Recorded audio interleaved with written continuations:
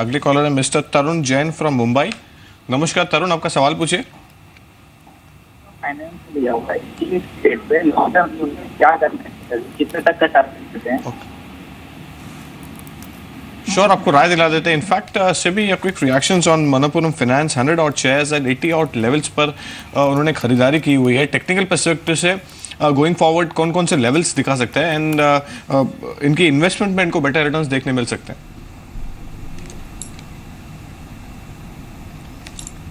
Manoj, chart काफ़ी strong है और मुझे लगता है कि ये स्टॉक टाइम देने से बहुत अच्छा रिटर्न यहाँ से भी जनरेट कर सकता है।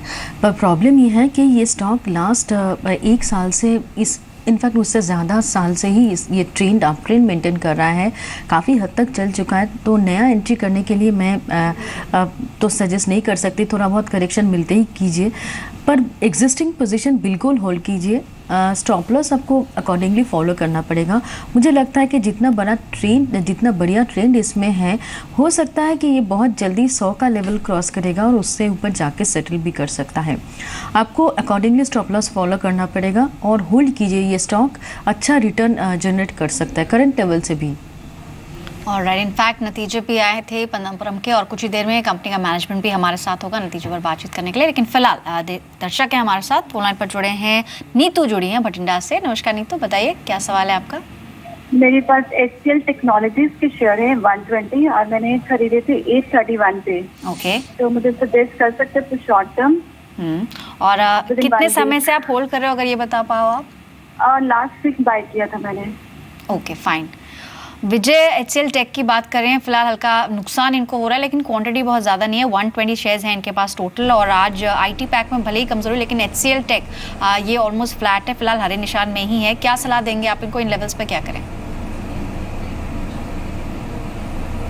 होल्ड करिए। मुझे लगता है कि IT में थोड़ी सी कंसोलिडेशन चल रही है।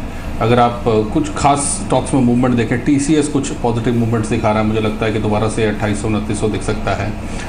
HCL टेक में भी थोड़ी सी गिरावट फिलहाल देखने को मिल रही है, बट पोस्ट दिस करेक्शन मुझे लगता है ये स्टॉक स्ट्रांगली वापस आएंगे और संभवतः आने वाली 1-2 तिमाही अच्छी होंगी। बट IT पैक में आपको इंतज़ार करना पड़ेगा। शॉर्ट टर्म में अगर आप एक्सपेक्ट कर रहे हैं कि कुछ फायरवर्क्स होंगे तो आई डाउट कि ये होने वाले हैं। तो मेरी यही सलाह होगी निवेशक को कि थोड़ा सा इंतज़ार करिए और स्टॉक में बने रहिए। ऑलराइट, तो इसमें बने रहने की सलाह आपको दी जा रही है। एक बार मनप्पुरम के नतीजों पर भी नजर डालते हैं और फिलहाल स्टॉक कैसा परफॉर्म कर रहा है। कंपनी ने इस क्वार्टर में एक 2-fold जंप रजिस्टर किया है अपने नेट प्रॉफिट में और कंपनी का जो Q1 का मुनाफा है वो लगभग 60 करोड़ से बढ़ के 160 करोड़ रुपए रहा है। कंपनी की अगर आय की बात करें तो यहाँ पर भी एक 38% का जंप देखने को मिला है, 746 करोड़ कंपनी की आय रही है।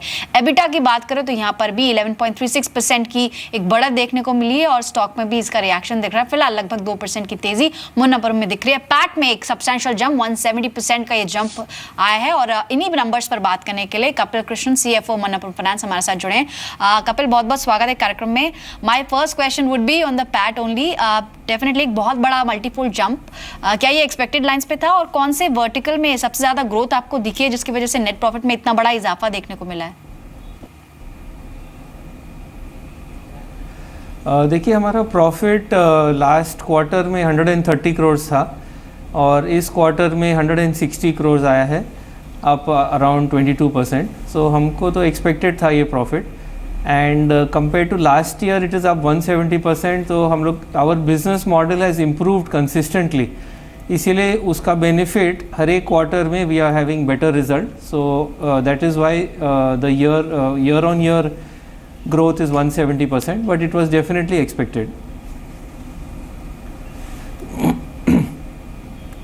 श्योर मिस्टर कृष्ण, जैसे जैसे आपने बताया कि यहाँ पे definitely the growth was expected, but going forward यहाँ से लेकर फेस्टिव सीजन से आपकी क्या एक्सपेक्टेशंस है इन टर्म्स ऑफ फाइनेंशियल, तो कब तक कैसे रिफ्लेक्ट होगा गोइंग फॉरवर्ड?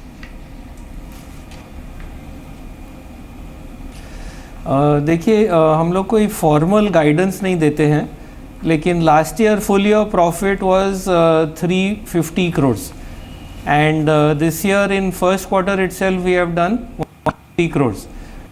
से आप एस्टिमेट कर सकते हैं, we are expecting the same trend to continue.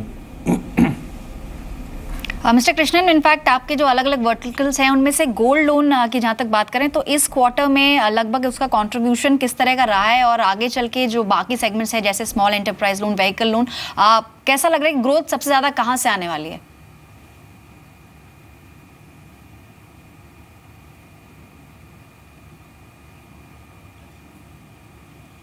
शायद मिस्टर कृष्णन की आवाज़ हम तक नहीं पहुँच पा रही है।